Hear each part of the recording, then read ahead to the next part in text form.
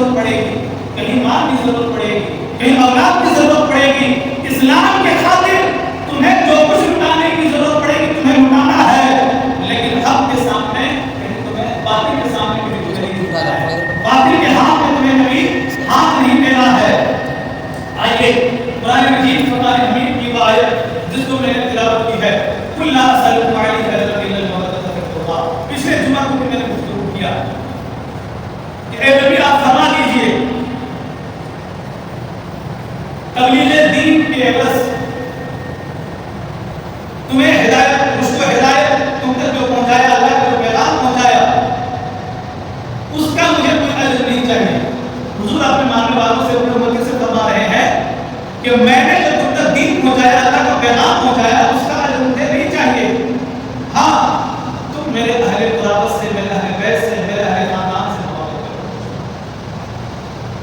تم ان سے محبت کرو، اور پھر ہمیں یہ بتایا گیا کہ تم کس طرح محبت کرو۔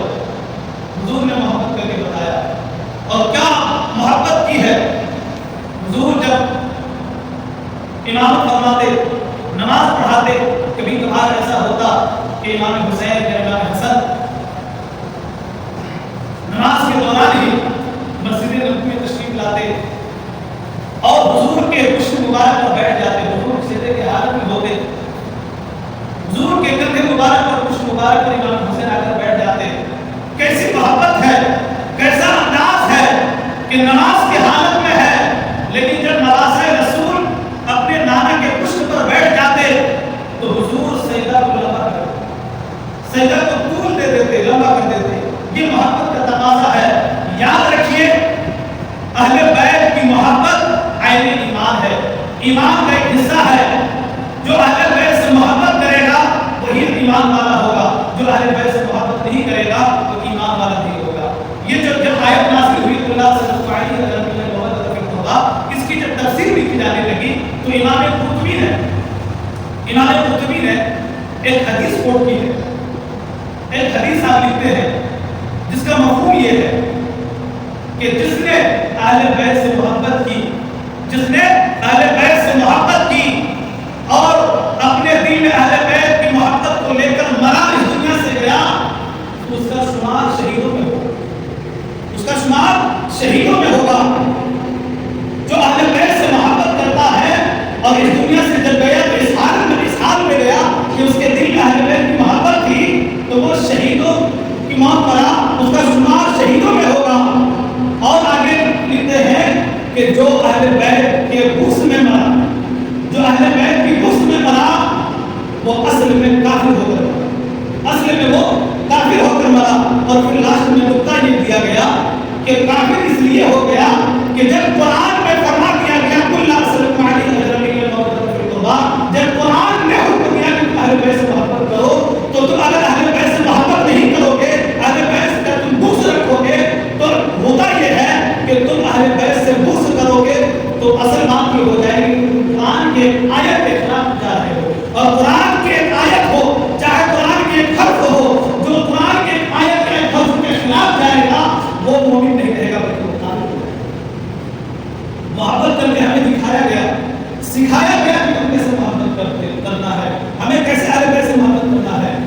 حضور صلی اللہ علیہ وسلم ایک دن اپنے کندھے مبارک پر امام حسین کو سوار کر کر گلی میں نکل رہے ہیں، گلی میں جا رہے ہیں، اچانک سے سامنے حضرت عمر فاروق آ گئے رضی اللہ تعالیٰ عنہ۔ جب حضرت عمر فاروق سامنے آئے تو کہا واہ واہ کیا سواری ہے، کیا سواری ہے، واہ واہ کیا سواری ہے۔ حضور صلی اللہ علیہ وسلم نے ارشاد فرمایا عمر تم صرف وہ سواری کو دیکھ رہے ہو، یہ تو دیکھو کہ کتنا اچھا سوار ہے، یہ تو دیکھو کہ کتنا اچھا سوار ہے۔ کیا محبت ہے، کیا عقیدت ہے، اور کیا ادب و احترام، جس کی تربیت خود حضور فرمائے اس کی کیا تربیت ہوگی۔ روایتوں میں آتا ہے کہ امام حسن اور حسین، امام حسین اور امام حسن دونوں بھائی، دونوں بیش 11-12 سال کی عمر ہے، دونوں کھیلتے کھیلتے ایک تالاب کے کنارے پہنچتے ہیں، نہر کے کنارے پہنچتے ہیں۔ دیکھتے کیا ہے کہ ایک دیہات کا رہنے والا آدمی جو وضو کر رہا ہے، ایک دیہاتی آدمی وضو کر رہا ہے، لیکن وضو اس انداز سے کر رہا ہے کہ وضو کرنے میں کچھ گڑبڑی ہو رہی ہے، وہ گھر پہ وصول نہیں کر پا رہے ہیں. کبھی پہلے چہرہ دھو لیتا ہے پھر کلی کرتا ہے. تو دیکھیے تربیت، جب تربیت اچھی ہوتی ہے تو کیا رنگ لاتا ہے. حسنین کریمین کی جب نظر پڑی تو دونوں نے یہ مشورہ کیا کہ بھائی وضو تو غلط کر رہا ہے، بابا جی وضو تو غلط کر رہے ہیں، لیکن ہم اگر ان کو روکیں گے ہو سکتا ہے ان کو برا لگے، ان کے دل کو ٹھیس پہنچے. تو ایسا کرتے ہیں کہ باری باری ہم دونوں وضو کرتے ہیں، ہم دونوں جا کے وضو کرتے ہیں اور بابا کو کہتے ہیں کہ بابا آپ دیکھیے ہم دونوں بھائی میں سے کون اچھا وضو کرتا ہے، کس کی وضو درست ہے، کون اچھا وضو کرتا ہے. ہاں ہاں یہ اچھی ترکیب ہے. دونوں بھائی گئے اور کہا بابا ہم دونوں وضو کر رہے ہیں، آپ دیکھیے کہ ہم دونوں بھائیوں میں سے کون اچھا وضو کرتا ہے، کن کی وضو شریعت کے مطابق ہے. کہا ٹھیک ہے. دونوں بھائی وضو کرنے لگتے ہیں.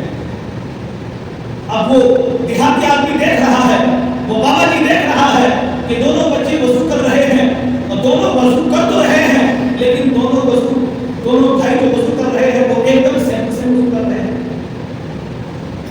کوئی کسی کے اختلاف مختلف جو ہے وضو نہیں کر رہا ہے، دونوں سیم ٹو سیم ایک جیسا ہی وضو کر رہا ہے.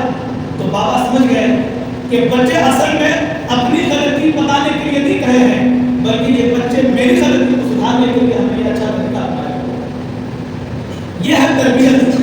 اگر بچوں کی تربیت اچھی ہوتی ہے تو وہ باادب ہوتا ہے، پھر ادب نہیں ہوتا. اور پھر محبت کرنے کا طریقہ، اہل بیت سے محبت کرنے کا طریقہ صحابہ کرام نے ہمیں سکھایا ہے. حضرت عمر فاروق رضی اللہ تعالیٰ عنہ کا زمانہ ہے، آپ خلیفہ ہیں، آپ امیر المومنین ہیں. ایک دن ایسا ہوتا ہے کہ آپ اپنے بیٹے کو اپنے گھر کے دروازے کے سامنے کھڑا کر دیتے ہیں حضرت عمر فاروق، اور ارشاد فرماتے ہیں کہ بیٹے آج بڑے بڑے شہر سے، بڑے بڑے ملک سے وزیر مشیر بڑے بڑے لوگ میٹنگ کے لیے، کچھ باتیں کرنے کے لیے میرے گھر آئیں گے. جب گفتگو شروع ہو جائے گی، جب میٹنگ شروع ہو جائے گی، تم دروازے کے پاس کھڑے رہنا، کسی کو اندر آنے مت دینا، کسی کو اندر آنے مت دینا. بات ہو گئی، وقت آیا، بڑے بڑے لوگ مصر سے، شام سے، دمشق سے، ایران سے، عراق سے بڑے بڑے لوگ وزیر مشیر لوگ آئے، آ گئے، بات شروع ہوئی. حضرت عمر فاروق رضی اللہ تعالیٰ عنہ کے گھر کے دروازے کے سامنے آپ کے بیٹے حضرت عبداللہ کھڑے ہو گئے. جو کوئی آتا آپ کے بیٹے کہتے کہ اگر میٹنگ چل رہی ہے ابھی آپ نہیں مل سکتے، بات کریں. ابھی کچھ وقت گزرا تھا کہ امام حسن رضی اللہ تعالیٰ عنہ تشریف لے آتے. امام حسن تشریف لے آتے. دیکھیے کیا محبت ہے اور کیا محبت کرنے کا انداز ہم دیوانوں کو بتایا ہے اور طریقہ بتایا ہے. حضرت امام حسن تشریف لے آتے ہیں. تشریف لانے کے بعد حضرت عبداللہ سے ارشاد فرماتے ہیں کہ آپ کے والد صاحب امیر المومنین کہاں ہے. تو حضرت عبداللہ عریضہ پیش کرتے ہیں کہ حسن میرے بھائی، امیر المومنین میرے ابا حضور اندر میٹنگ کر رہے ہیں، بڑے بڑے لوگ وزیر مشیر آئے ہوئے ہیں، کسی کو اندر جانے کی اجازت ابھی نہیں ہے، جب میٹنگ ختم ہو جائے گی اس کے بعد اجازت ہے.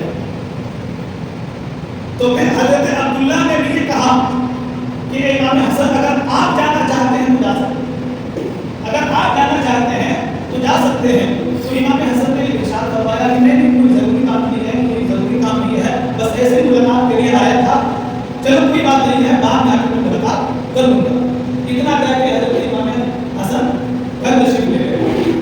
میٹنگ ختم ہوئی، حضرت عمر فاروق باہر نکلے. حضرت عبداللہ سے جو آپ کے صاحبزادے ہیں ان سے ارشاد فرمایا کہ